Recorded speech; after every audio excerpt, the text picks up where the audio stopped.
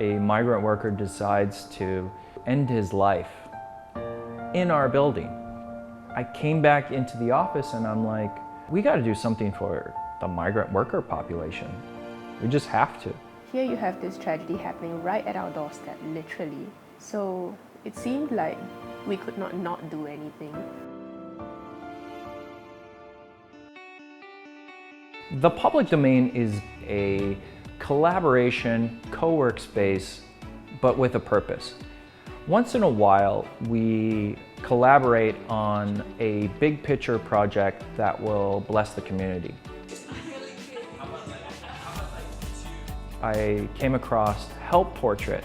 They take portraits of people and give them as gifts. And I thought it was a great idea. We could print out 2 photos, give one to the worker and one that they can send home.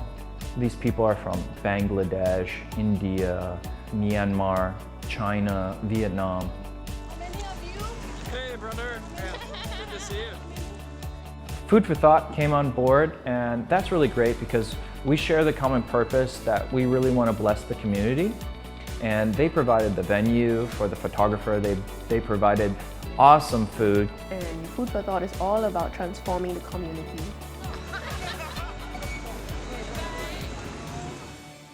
I thought I could use my restaurant to maybe run a community event. It was the first time that we were actually reaching out to the migrant workers in our neighborhood. And we were honestly crossing our fingers, hoping that someone would turn up. And I remember when the first 2 migrant workers kind of walked through the door, I think they must have been really shocked because there were at least like 15 people in there who were like completely like, hey, welcome, we're so happy to see you, because we literally were that happy. We're like, they actually turned up. They didn't think we were weird. More often, this is the first time we are doing it. So they actually came in and they just sat down. We dished out for them like just a very simple dinner of like homemade chicken stew with rice, and there was some apples, because the whole point of it was to just sit down and fellowship with them at the same table. And it was great. Like, we've just found so many interesting human stories from them. Like, they were all so lovely. They were really warm and really welcoming. Yeah, and it makes you wonder like why you never stopped to say hi to them earlier. I think the workers had a lot of fun posing in front of like their professional photographer, and I think it was just really light-hearted.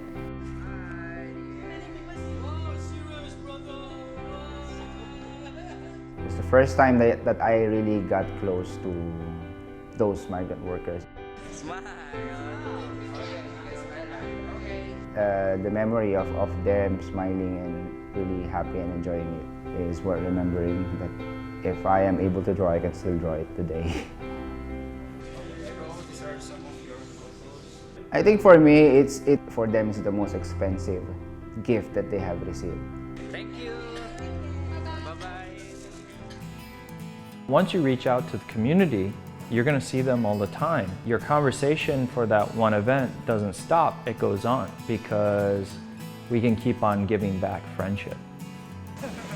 You look so handsome. So the Singapore Night Festival came, and it was amazing. They shut down the street.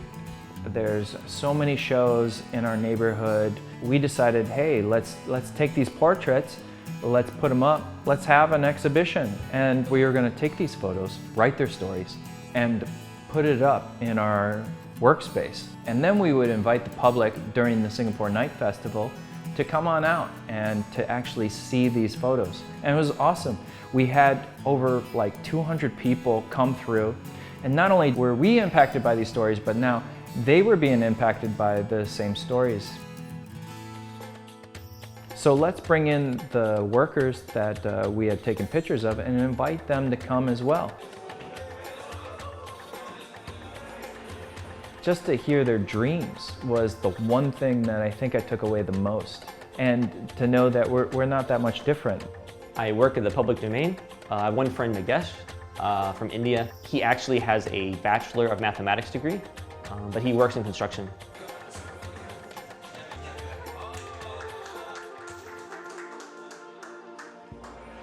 Migrant workers are a big part of the Singapore story, in my opinion.